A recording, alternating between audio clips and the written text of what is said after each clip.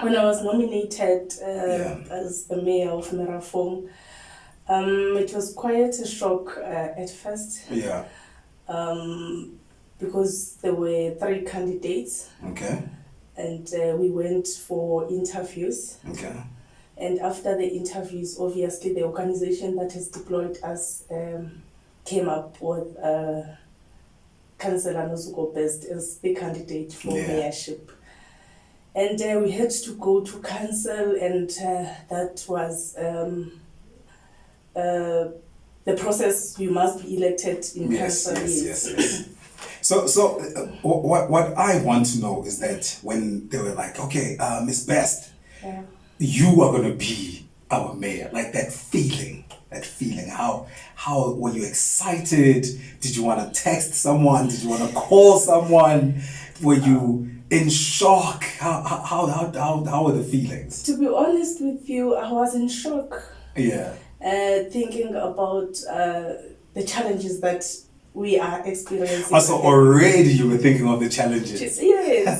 And there I was thinking that, okay, would I be able to do this? And I was like, okay. Yeah. If other people have done it, what will make me not do it? So I had mixed in emotions. Yeah. But at the end of the day, I had to stand up and say, God has appointed me to do this. Yes. So he can't give me a moralo otla. So I am the executive mayor, and what is important is that it's the community that I know. Yeah. I grew up. You grew up in Merafong? Partly. Okay. I grew up in Merafong. Okay. I came when I was around 19 years.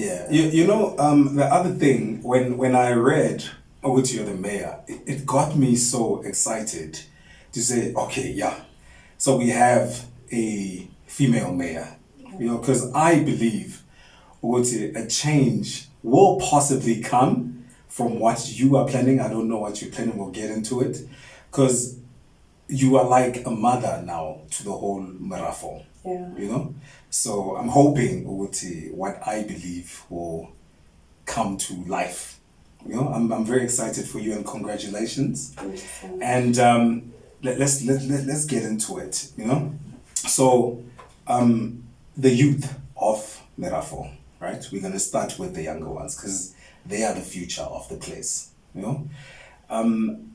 We are facing problems of drug use. We are facing problems of unemployment. We are facing problems of youth having businesses but not getting the opportunity to use their companies to get in some money to level up themselves, So how are you looking to fix this problem? Well, we'll start with the problem with drug abuse. Okay. I believe that the reason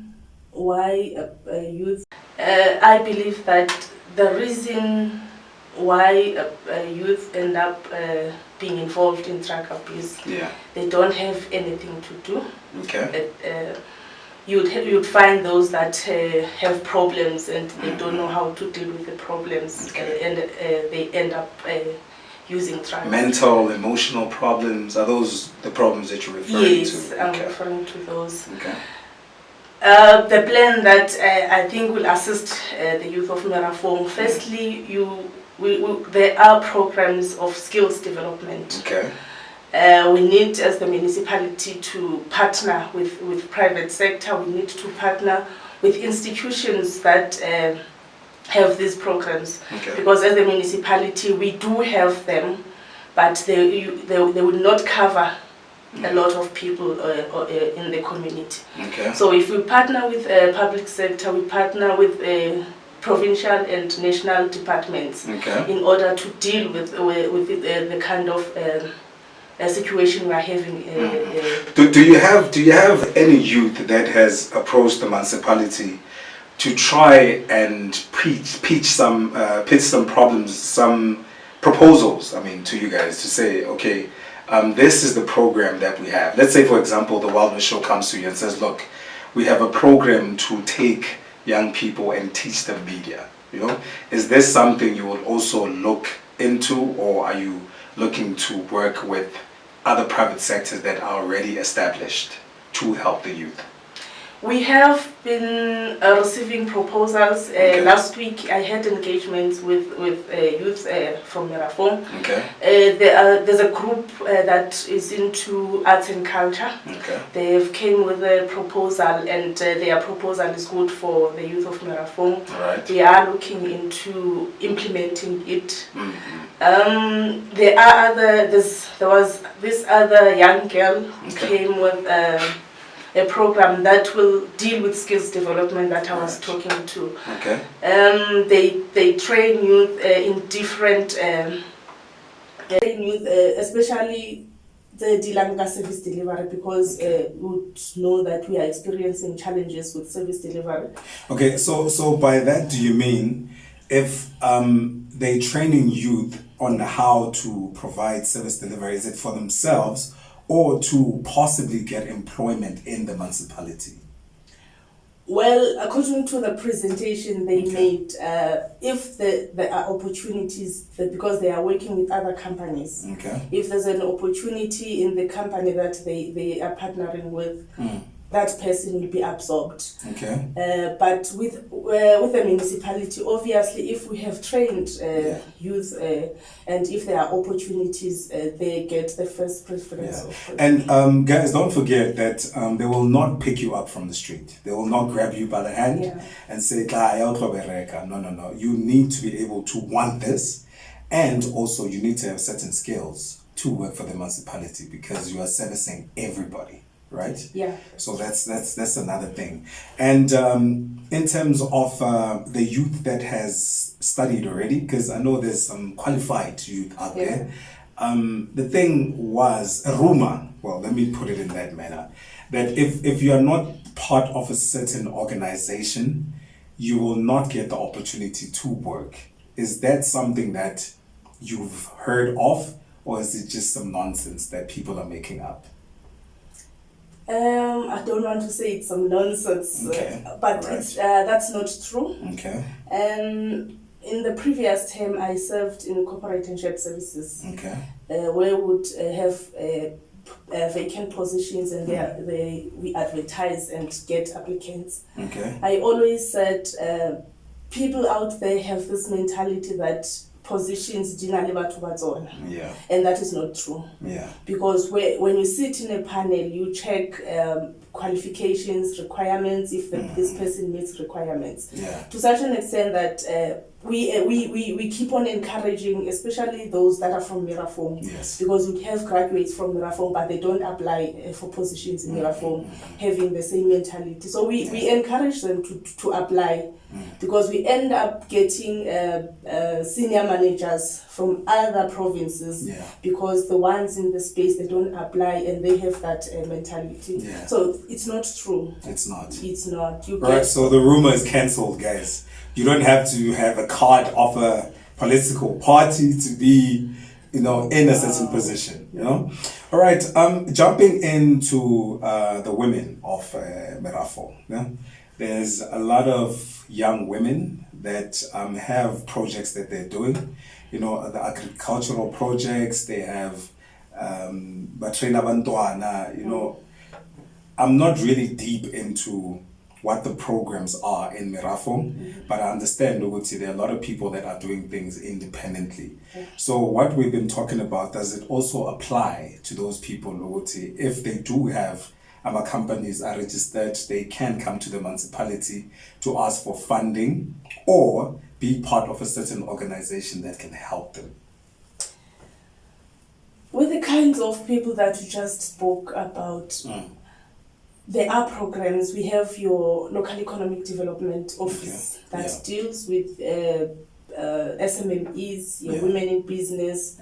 They even have their forum, women in business. Programs that we are having, Umaspala will link them with the department, the local economic economic development at the provincial level, because they assist us with these programs. Yeah. There are other institutions, of course, that we link them with, so that they develop themselves. But there is an office that deals with that. And as and when they get assistance funding, and they are able to assist us with the higher rate of unemployment, because they are able to employ a few individuals from the... Yes, and I'm touching on unemployment so much because it's a problem, you know. Besides corona, unemployment is a pandemic on its own, you know, and it's killing our people, you know. So when as the mayor of Merafong, the new mayor, you know, I don't like to say new mayor, like, let's just leave it at mayor, right? What is your plan moving forward, you know, with all the things that you have come across, you know, the potholes in the streets, the lights, the electricity, like what is your plan moving forward to make people's lives better in Merafong? Let me start by the unemployment. Yes. The plan that I have and what I would want to see in Merafong is that we grow into, I know we have this plan on agricultural projects, and we've been trying them as the municipality, but I think given the fact that we've seen what made us fail previously, because they are not all successful, but we have identified that there's a need for training, skills development. Before you can appoint your beneficiaries for a project, you must train them so that they are able to sustain the project. Yes. So what I would like to see is for Merafong having a manufacturing hub. Okay. Given the fact that mining industry is declining in Merafong, yes, there are not more opportunities currently. So if we can have a manufacturing hub, there's a lot that can be manufactured in Merafong. Okay. Can you give us a few examples of the manufacturing that you're referring to? We had a small company that was manufacturing tissue. Okay. If you can enhance that, that's a necessity. Yes, we because we want to start small. You would have manufacturing companies that are assisting with the mine, especially with the mines, your PPE. Okay. There are equipment that are used in the mines, of which once we get the needs from the mines, you would have SMMEs manufacturing them so that they are able to supply the mines. We once had a company that was manufacturing paint, and so bricks. Those are the things that we can start with, so that we can grow as time goes on. Okay, so you're looking at Merafong to be an independent place on its own, to be a certain island, you know, where people don't have to access things from outside, but they can create them from the inside, you know. So how are you reaching out to the people so you can engage with them with this plan? Are you doing it online? Are you going to the people to talk to them? How are you trying to reach out? Okay, that is one thing that we have as plan, the opening lines of communication with the communities. We can't do this. We can't do it alone as the municipality. We need to engage. There are forums, business forums that are in the space. There are NGOs, because we need each and everyone in the community to come on board. So there will be those lines of communication through your IDP engagement groups, through your community meetings, because as the mayor, I'm expected to have your mayoral imbisos, where we get views from the communities. But one other thing that I think we must come up with, because we have been having these platforms of ward committees and other stuff, we must create another way of communicating. You'll get people that are working during the day. They don't form part of the meetings that we'll be having. So if we can have an email address whereby those that are interested in having input in what we do as a municipality, they're able to send those inputs through that email. We'll have also the suggestion box. And we need to make sure that we respond, we give feedback, because having those and communities don't even know if their suggestions have been considered or not. Yeah. So we are planning in having feedback to the communities. We are planning to have more communication, because that is, I believe that is why the communities are so angry. They don't know what the municipality is doing. Yes. And we don't give feedback, whether it's positive or negative. Have you ever tried to create maybe a Facebook group? You know, for example, speak to the mayor. You know, Merafong speak to the mayor, and these are things that you can control. No? Yeah. With this group, you can be an admin that can either approve certain things and disapprove. You know, when people are starting to be negative on it, because you know you can't help everyone. Yeah. There's some people that just love mosh. You know, so it's just a suggestion. Have something that people can always access, because Facebook has free Facebook, and it also has where you pay for it.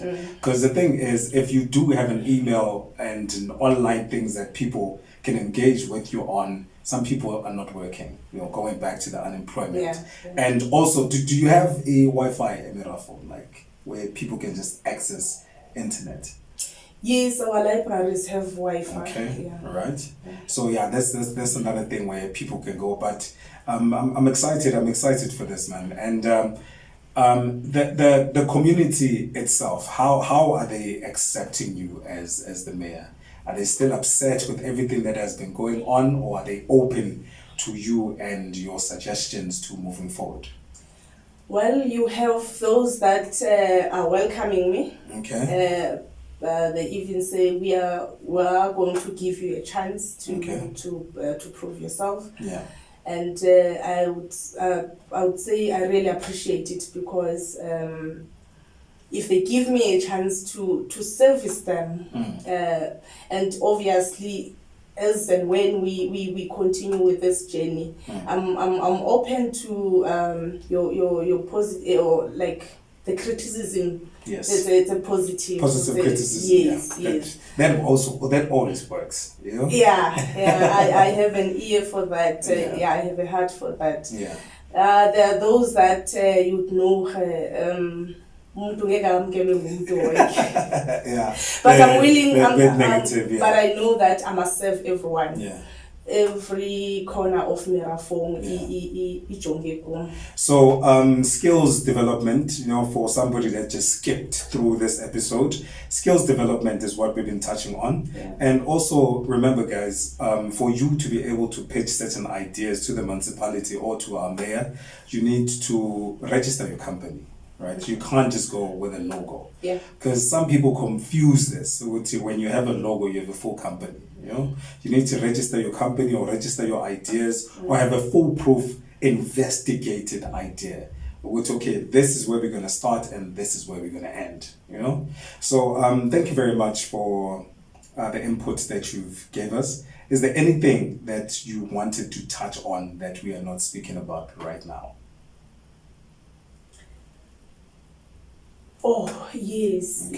As much as we are expected to give or to improve the service delivery, I think it is important for the community of Merafong to know that there's a need to pay for service delivery. Okay. Obviously, we understand that there are those that are unable to pay for services.